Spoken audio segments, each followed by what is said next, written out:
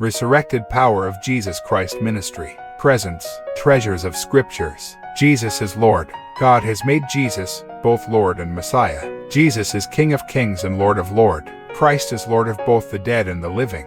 Christ is teacher and Lord. The theme from the treasures of scriptures for today is Love, Part 1.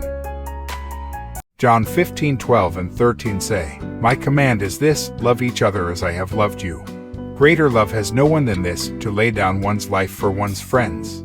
Romans 12:9 and 10 say, "Love must be sincere. Hate what is evil, cling to what is good. Be devoted to one another in love. Honor one another above yourselves." 1 Corinthians 13:4 and 5 say, "Love is patient, love is kind. It does not envy, it does not boast, it is not proud. It does not dishonor others, it is not self-seeking, it is not easily angered, it keeps no record of wrongs." 1 Corinthians 16:14 says, "Do everything in love." 1 Corinthians 13:8 says, "Love never fails, but where there are prophecies, they will cease. Where there are tongues, they will be stilled. Where there is knowledge, it will pass away." 1 Corinthians 13:13 says, "And now these three remain, faith, hope and love. But the greatest of these is love." 1 Corinthians 13:2 says, "If I have the gift of prophecy and can fathom all mysteries and all knowledge, and if I have a faith that can move mountains, but do not have love, I am nothing." Ephesians 4:2 and 3 say, "Be completely humble and gentle, be patient, bearing with one another in love. Make every effort to keep the unity of the Spirit through the bond of peace." Ephesians 3:17-19 we read, "So that Christ may dwell in your hearts through faith.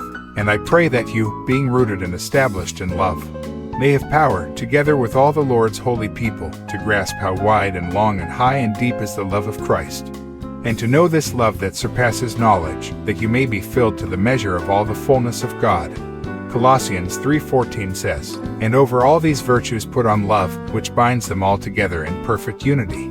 1 Peter 4:8 says, "Above all, love each other deeply, because love covers over a multitude of sins."